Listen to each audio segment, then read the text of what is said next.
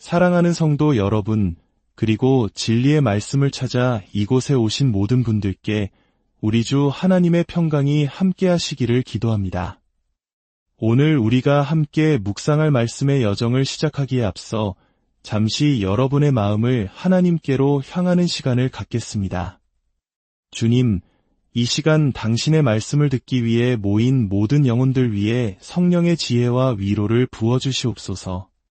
혹 지금 어둠의 골짜기를 걷고 있는 이가 있다면 오늘 말씀을 통해 당신의 변함없는 사랑과 임재를 깨닫는 은혜를 허락하여 주시옵소서. 우리가 나누는 이 이야기가 누군가에게 작은 빛이 될 수 있다면 그것은 오직 주님의 은혜일 것입니다. 이 말씀이 여러분의 마음에 울림을 준다면 좋아요와 구독으로 주님의 사랑을 더 널리 전하는 일에 동참해 주십시오. 복된 소식을 나누는 여러분의 그 손길 위에 하나님의 축복이 가득하기를 소망합니다. 자, 이제 오늘의 이야기로 들어가 보겠습니다. 오늘 우리는 예배의 기쁨과 찬양으로 가득 찬 산 정상이 아닌 조금은 깊고 그늘진 골짜기로 함께 걸어 들어가려 합니다. 하지만 미리 말씀드립니다.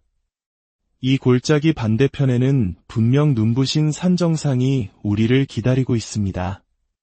우리가 함께 읽고 묵상할 말씀은 시편 88편입니다.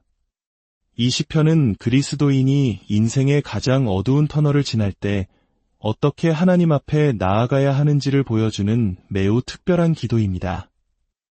특히 오늘 설교의 첫 부분은 마음이 무거워질 수 있음을 미리 알려드립니다. 하지만 그 깊은 어둠 속에서 우리는 가장 밝은 은혜의 빛을 발견하게 될 것입니다. 시편 88편 1절과 2절, 그리고 6절부터 18절까지의 말씀을 봉독하겠습니다. 여호와 내 구원의 하나님이여, 내가 주야로 주 앞에서 부르짖었사오니 나의 기도가 주 앞에 이르게 하시며 나의 부르짖음에 주의 귀를 기울여 주소서. 주께서 나를 깊은 웅덩이와 어둡고 음침한 곳에 두셨사오며 주의 노가 나를 심히 누르시고 주의 모든 파도가 나를 괴롭게 하셨나이다. 주께서 내가 아는 자를 내게서 멀리 떠나게 하시고 나를 그들에게 가증한 것이 되게 하셨사오니 나는 갇혀서 나갈 수 없게 되었나이다. 곤란으로 말미암아 내 눈이 쇠하였나이다. 여호와여, 내가 매일 주를 부르며 주를 향하여 나의 두 손을 들었나이다. 주께서 죽은 자에게 기이한 일을 보이시겠나이까? 유령들이 일어나 주를 찬송하리이까? 주의 인자하심을 무덤에서, 주의 성실하심을 멸망 중에서 선포할 수 있으리이까? 흑암 중에서 주의 기적과 이즘의 땅에서 주의 공의를 알 수 있으리이까? 여호와여, 오직 내가 주께 부르짖었사오니 아침에 나의 기도가 주께 이르리이다. 여호와여, 어찌하여 나의 영혼을 버리시며 어찌하여 주의 얼굴을 내게서 숨기시나이까? 내가 어릴 적부터 고난을 당하여 죽게 되었사오며 주께서 두렵게 하실 때에 내가 당황하였나이다. 주의 진노가 내게 넘치고 주의 두려움이 나를 끊었나이다. 이런 일이 물같이 종일 나를 애우며 함께 나를 둘러쌌나이다. 주께서 내 사랑하는 자와 친구를 내게서 멀리 떠나게 하시며 내가 아는 자를 흑암에 두셨나이다. 성경, 특히 시편에는 고통받는 사람들이 드리는 기도가 가득합니다. 어둠 속에서 하나님을 찾는 영혼들의 절규가 담겨 있죠.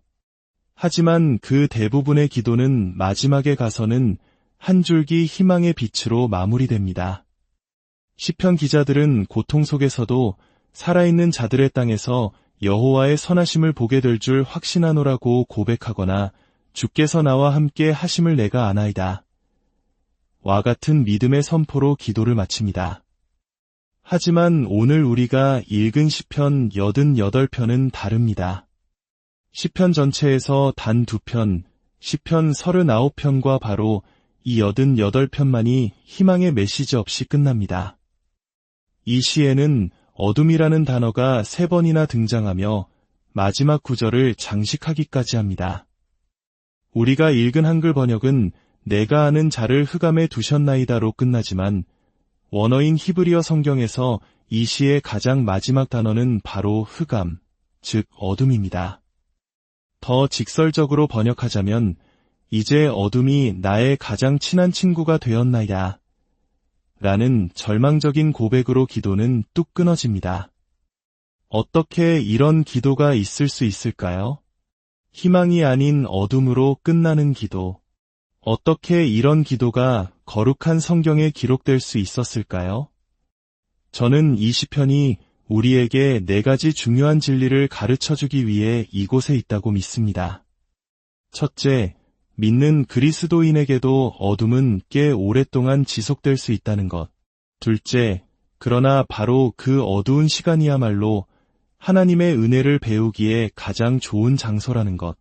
셋째, 그 어둠의 시간은 우리가 위대한 인격으로 성장하는 최고의 훈련소라는 것. 그리고 마지막으로 우리가 느끼는 그 어둠은 결코 절대적인 것이 아니라는 사실입니다. 먼저 첫 번째 가르침, 믿는 자에게도 어둠은 오랫동안 지속될 수 있다는 현실입니다. 이 시편의 기자는 1절에서 분명히 고백합니다. 내 구원의 하나님이여, 그는 하나님을 자신의 구원자로 믿고 신뢰하는 사람입니다. 그리고 매일같이 하나님께 기도하며 부르짖고 있습니다. 그가 겪는 어둠은 2가지 종류입니다. 외부적인 어둠, 즉 그의 삶의 환경입니다. 우리는 그에게 무슨 일이 일어났는지 정확히 알 수 없습니다. 다만 친구들이 모두 떠나갔고 죽음의 위협에 직면해 있다는 것을 짐작할 수 있습니다. 죽은 자가 주를 찬송할 수 있겠나이까? 라는 그의 질문은 그가 얼마나 절박한 상황에 처해 있는지를 보여줍니다. 하지만 더 깊은 어둠은 그의 내면에서 일어나고 있습니다. 만약 삶의 환경이 아무리 힘들어도 내면에서 하나님의 사랑과 임재를 느낄 수 있다면 우리는 견딜 수 있습니다. 그러나 이 시편 기자는 그렇지 못했습니다. 그는 하나님께 버림받았다고 느끼고 하나님이 자신에게 분노하셨다고 생각합니다. 구원자이신 하나님을 믿고 매일 기도하지만 그의 기도가 끝날 때까지도 상황은 나아지지 않고 어둠은 계속됩니다. 여기서 성경이 우리에게 가르치는 것은 무엇일까요? 당신이 신실한 그리스도인이라 할지라도 구원을 위해 하나님을 신뢰하고 매일 기도하며 마땅히 해야 할 일을 하고 있음에도 불구하고 상황이 아주 오랫동안 나아지지 않을 수 있다는 것입니다. 이것이 너무 절망적으로 들리시나요? 하지만 이것은 동시에 하나님의 자비이기도 합니다. 왜냐하면 성경의 현실성을 보여주기 때문입니다. 영화 프린세스 브라이드에 이런 유명한 대사가 있습니다. 인생은 고통이야, 아가씨. 다르게 말하는 사람은 뭔가를 팔려는 사람이지 성경은 우리에게 무언가를 팔려고 하지 않습니다. 기독교 신앙에 대해 고민하고 계신 분이 있다면 이것을 알아주십시오. 기독교는 현실적입니다. 당신이 모든 것을 올바르게 행하더라도 꽤 오랫동안 어둠이 거치지 않는 시간을 보낼 수 있다고 솔직하게 말해줍니다. 이것이 왜 자비일까요? 우리의 기대치가 고통을 다루는 방식에 큰 영향을 미치기 때문입니다. 많은 사람들이 이렇게 생각합니다. 내가 그리스도인이 되었으니 이제 하나님과 동행하니 정말 나쁜 일은 일어나지 않을 거야. 만약 이런 기대를 품고 있다면 막상 고난이 닥쳤을 때 우리는 고통 그 자체보다 더 큰 고통을 겪게 됩니다. 바로 왜 나에게 이런 일이? 라는 잘못된 기대에서 오는 고통입니다. 예수님을 생각해 보십시오.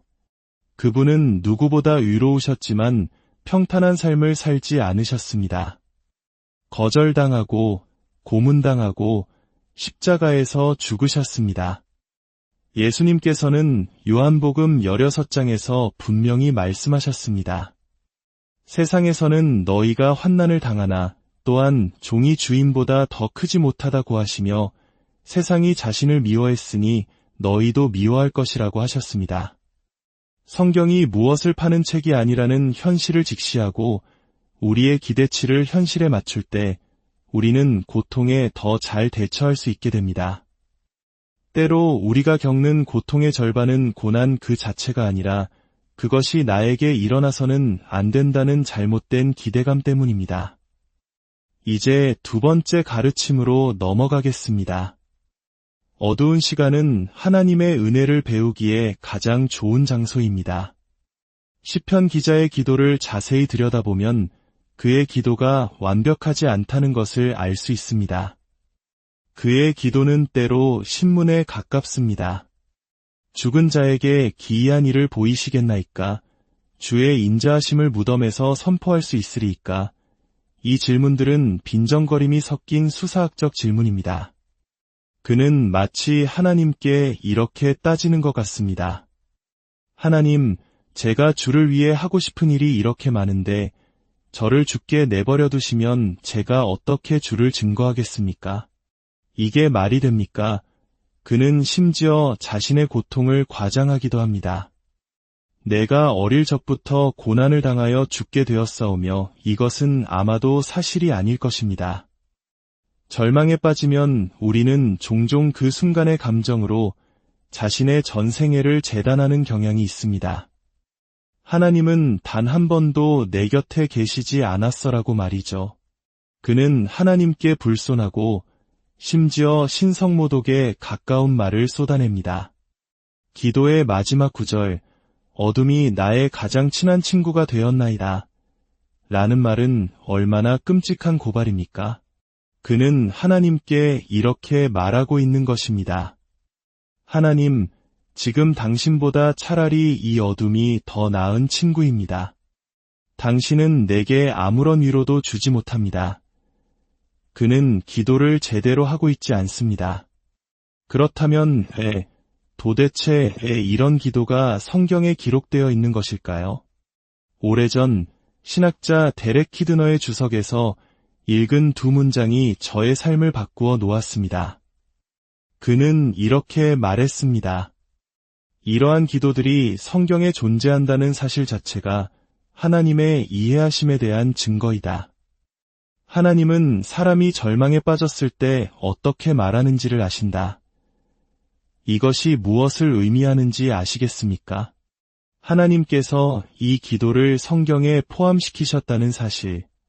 그것은 하나님께서 이 기도를 하는 사람과 자신을 동일시하신다는 뜻입니다. 하나님은 내 성경에 이런 무례한 기도는 넣고 싶지 않아. 사람들이 이렇게 기도해도 괜찮다고 생각하게 만들고 싶지 않아 라고 말씀하지 않으셨습니다. 오히려 이 기도를 포함시키심으로써 때때로 이렇게밖에 기도할 수 없는 우리와 함께 하신다는 것을 보여주십니다. 왜냐하면 그분은 은혜의 하나님이시기 때문입니다. 그분은 우리를 이해하십니다. 하나님은 이 시편을 통해 우리에게 이렇게 말씀하고 계십니다.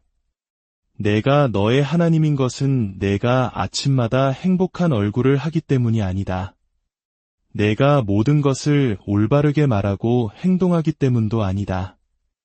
내가 너의 하나님인 것은 내가 은혜의 하나님이기 때문이다. 이것이 얼마나 우리를 자유롭게 하는 진리인지 모릅니다.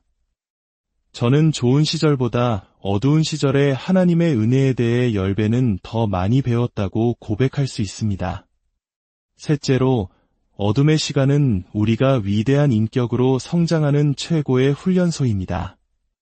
시편 기자는 끔찍한 말들을 쏟아내고 있지만 그는 그 말들을 하나님께 하고 있습니다. 이것이 핵심입니다. 그는 하나님을 떠나지 않았습니다. 욥의 이야기를 떠올려 보십시오. 사탄은 하나님께 욥을 고발합니다. 욥이 까닭없이 하나님을 경외하리이까? 사탄은 욥과 하나님의 관계가 거래적 관계라고 주장합니다. 욥이 기도하고 제사를 드리는 것은 하나님께서 그의 기도에 응답하시고 복을 주시기 때문이라는 것입니다. 만약 그 모든 것을 빼앗아 버리면 욥은 하나님을 저주할 것이라고 말합니다. 사탄은 욥뿐만 아니라 우리 모두를 향해 묻고 있습니다. 우리는 과연 아무런 대가 없이 하나님을 섬기는가? 우리는 하나님 그 자체를 사랑하는가? 아니면 하나님이 주시는 것들을 사랑하는가? 솔직히 대답하자면 우리 대부분은 어느 정도 거래적인 관계로 신앙을 시작합니다. 문제가 있거나 필요가 있거나 마음이 공허해서 하나님을 찾습니다. 만약 우리가 그 상태에 계속 머무른다면 우리의 신앙은 상황에 따라 널뛰기를 할 것입니다. 자기중심성이 여전히 우리 신앙의 한가운데 자리 잡고 있기 때문입니다. 그러나 욥은 모든 것을 잃고 친구들에게 비난받는 끔찍한 상황 속에서도 하나님을 떠나지 않았습니다. 그는 하나님께 분노하고 불평했지만 그 분노와 불평을 하나님께 쏟아냈습니다. 그는 하나님, 당신을 이해할 수 없습니다. 당신께 화가 납니다. 라고 외쳤지만 결코 하나님께 등을 돌리지 않았습니다. 아무것도 얻는 것이 없는 상황에서도 하나님 곁에 머물렀습니다. 바로 그 순간 사탄은 패배한 것입니다. 이 시편 기자도 마찬가지입니다. 그는 엉망으로 기도하고 있지만 여전히 기도하고 있습니다. 어둠 속에서 하나님이 느껴지지 않을 때에도 주님은 나의 하나님이시고 나는 그의 피조물입니다. 지금 당장 얻는 것은 아무것도 없지만 나는 여전히 기도하고 예배하고 이웃을 사랑하겠습니다. 라고 결단할 때 우리는 변화하기 시작합니다. 자기중심적인 신앙에서 벗어나 인내와 견고함, 이대함을 갖춘 사람으로 성장하게 됩니다. 거래적 관계를 청산하고 진정한 사랑의 관계로 들어서는 것입니다. 마지막 네 번째, 우리가 느끼는 어둠은 결코 절대적인 것이 아닙니다. 시편 기자는 자신의 어둠이 객관적이고 영원하다고 믿었습니다. 그는 하나님이 안 계신 것처럼 느껴져요가 아니라 하나님은 안 계세요라고 말하고 있습니다. 그는 자신의 고통이 절대적이라고 믿었습니다. 하지만 우리는 그가 틀렸다는 것을 압니다. 이 시편의 저자는 헤만이라는 사람입니다. 역대상 6장을 보면 헤만은 레위 지파의 찬양대 지휘자였으며 시편의 많은 부분을 작곡한 위대한 음악가이자 시인이었습니다. 시편은 인류 역사상 가장 위대한 문학 작품 중 하나입니다. 이것은 무엇을 의미할까요? 헤만이 겪었던 그 끔찍한 고통의 시간이 그를 인류 역사에 길이 남을 위대한 예술가로 빚어냈다는 것입니다. 압력이 석탄을 다이아몬드로 만들듯 하나님은 그의 고통을 통해 수많은 사람들을 위로할 아름다운 작품을 만들어내셨습니다. 헤만은 자신의 고통 속에서 2500년 후에 수많은 사람들이 자신의 작품에 대해 이야기하며 위로받을 것이라고는 상상조차 할 수 없었을 것입니다. 그는 볼 수 없었지만 우리는 볼 수 있습니다. 하나님은 거기에 계셨고 일하고 계셨으며 그의 고통은 일시적인 것이었습니다. 하나님은 그를 통해 놀라운 일을 이루고 계셨습니다. 여러분이 예수님을 구주로 믿는다면 여러분의 고통 속에서도 동일한 진리를 붙들 수 있습니다. 하나님은 여러분을 버리지 않으셨습니다. 여러분이 느끼지 못할 때에도 그분은 함께 계시며 일하고 계십니다. 우리가 그것을 어떻게 확신할 수 있을까요? 바로 십자가 때문입니다. 시편 88편은 어둠과 하나님의 얼굴을 잃어버림으로 끝납니다. 이 모습이 익숙하지 않으십니까? 마태복음 27장 45절입니다. 제6시로부터 온 땅에 어둠이 임하여 제9시까지 계속되더니 제9시쯤에 예수께서 크게 소리 질러 이르시되 엘리 엘리 라마 사박다니 하시니 이는 곧 나의 하나님 어찌하여 나를 버리셨나이까 하는 뜻이라. 헤만은 자신이 절대적인 어둠 속에 버려졌다고 생각했지만 그렇지 않았습니다. 진정으로 완벽하게 절대적인 어둠을 경험하신 분은 오직 예수 그리스도 한 분뿐입니다. 십자가 위에서 예수님은 주관적으로 버림받았다고 느끼신 것이 아니라 실제로 아버지 하나님으로부터 버림받으셨습니다. 하나님의 진노를 온몸으로 받으셨습니다. 모든 제자들이 그를 떠났고 그의 백성이 그를 버렸으며 마침내 아버지께서도 그에게서 얼굴을 돌리셨습니다. 예수 그리스도에게는 정말로 어둠이 유일한 친구였습니다. 왜 그렇게 하셨을까요? 우리의 죄를 대신 짊어지셨기 때문입니다. 우리가 마땅히 받아야 할 그 어둠을 예수님께서 대신 받으신 것입니다. 예수님께서 그 절대적인 어둠을 경험하셨기에 우리가 믿음으로 그분 안에 거할 때 우리의 어둠은 결코 절대적일 수 없습니다. 예수님께서 진정으로 버림받으셨기에 우리는 단지 버림받았다고 느낄 뿐 결코 버려지지 않을 것입니다. 해만이 던졌던 그 냉소적인 질문을 기억하십니까? 죽은 자가 일어나 주를 찬송하리이까? 예수 그리스도를 당신의 구주로 믿는다면 그 대답은 예입니다. 당신은 다시 일어나 주를 찬송하게 될 것입니다. 이 약속을 굳게 붙드시기 바랍니다. 만성질환으로 고통받는 한 여성이 있었습니다. 사람들이 그녀에게 많이 아프지 않으세요? 라고 물을 때마다 그녀는 이렇게 대답했다고 합니다. 부활이 고치지 못할 병은 아무것도 없어요. 그렇습니다. 그녀가 옳습니다. 시편 88편이 말해줍니다. 이런 어둠은 믿는 자에게 일어날 수 있습니다. 그렇다고 당신이 버림받았다는 뜻은 아닙니다. 이런 어둠은 당신이 무언가 잘못해서가 아니라 죄 없으신 예수님께도 일어났던 일입니다. 이 세상이 끝날 때까지 이런 어둠은 계속될 수 있습니다. 왜 그런 일이 일어나는지 당신은 모를 수 있습니다. 하지만 거기에는 분명한 목적이 있고 언젠가 당신은 그 이유를 알게 될 것입니다. 사랑하는 여러분, 당신의 삶에서 어둠이 유일한 친구처럼 느껴질 때 기억하십시오.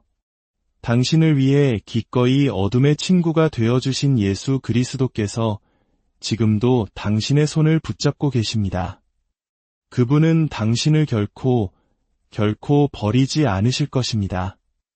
이 소망 안에서 오늘 하루도